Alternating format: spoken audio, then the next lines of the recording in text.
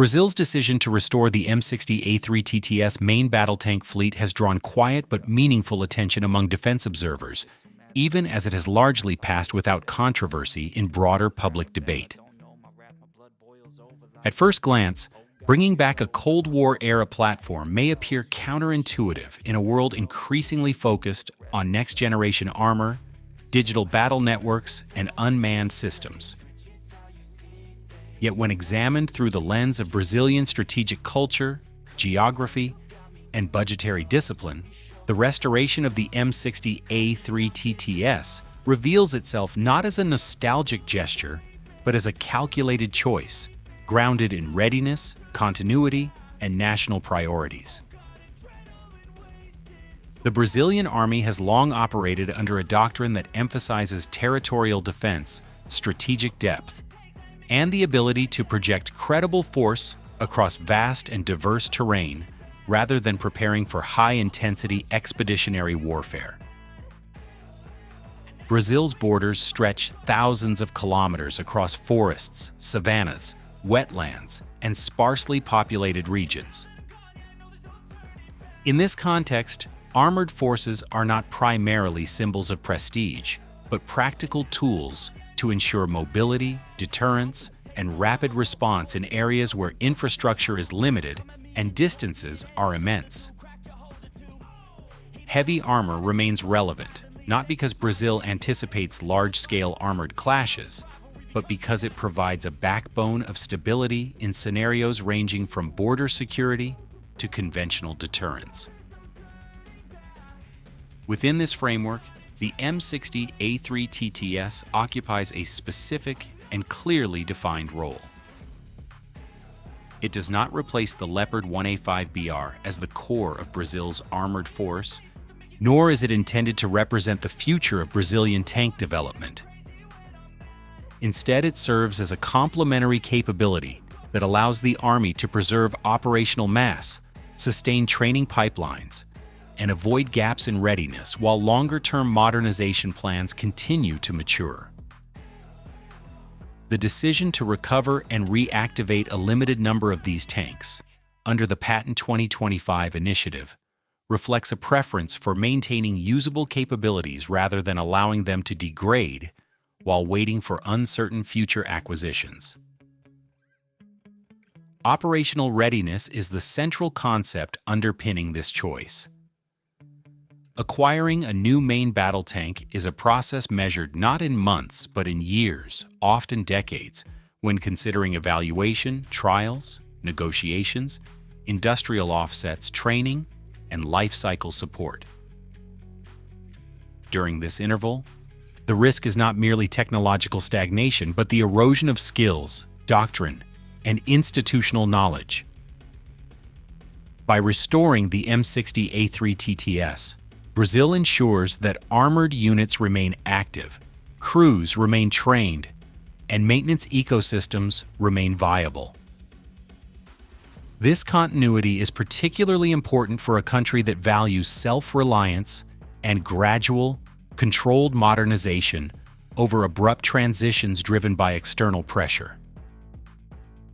The western regions of Brazil illustrate why this approach resonates with military planners.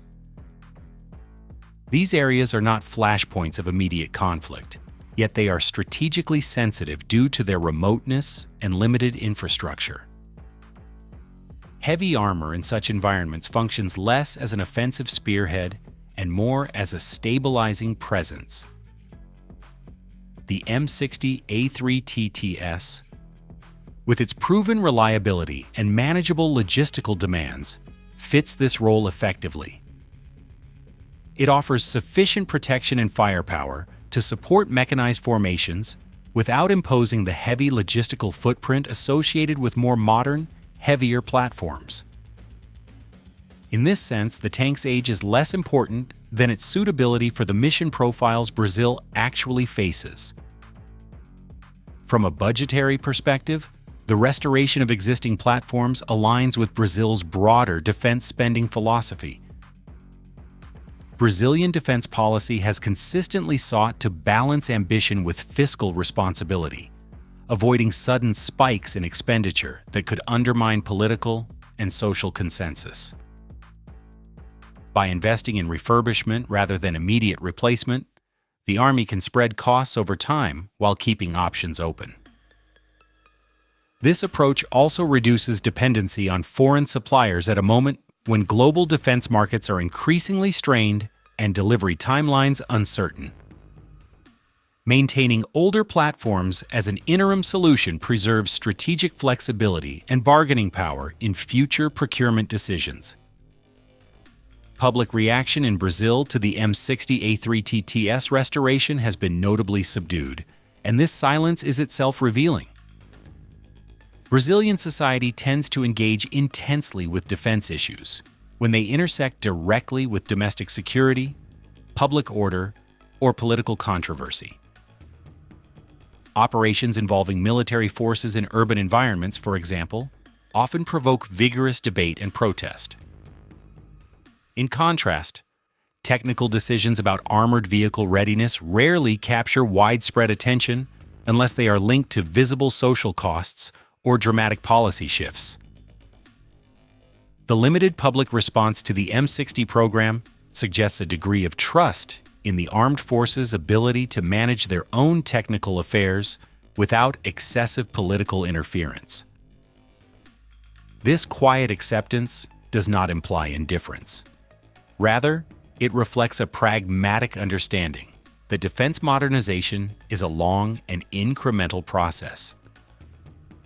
For many Brazilians, the key expectation is that the military remains capable, professional, and restrained in its use of force. The restoration of a modest number of tanks, framed as a measure to ensure preparedness rather than escalate capability, fits comfortably within this expectation. It reinforces the perception of a military institution focused on stewardship rather than spectacle. Looking toward the period between 2030 and 2035, the M60 A3 TTS is unlikely to remain a central element of Brazil's armored forces. Its role is transitional, bridging the gap between legacy systems and whatever future platform Brazil ultimately selects. Ongoing requests for information and exploratory dialogues with international partners indicate that Brazil is carefully assessing its options, weighing factors such as cost, industrial participation, operational suitability, and long-term sustainability. The absence of haste in this process is deliberate. Brazil is signaling that it will adopt a new generation of armored capability on its own terms, aligned with national needs rather than external timelines. In this light, the reactivation of the M60 A3 TTS should be understood as part of a broader narrative of strategic maturity. Brazil is not attempting to compete with the world's largest armored powers, nor is it retreating from modernization.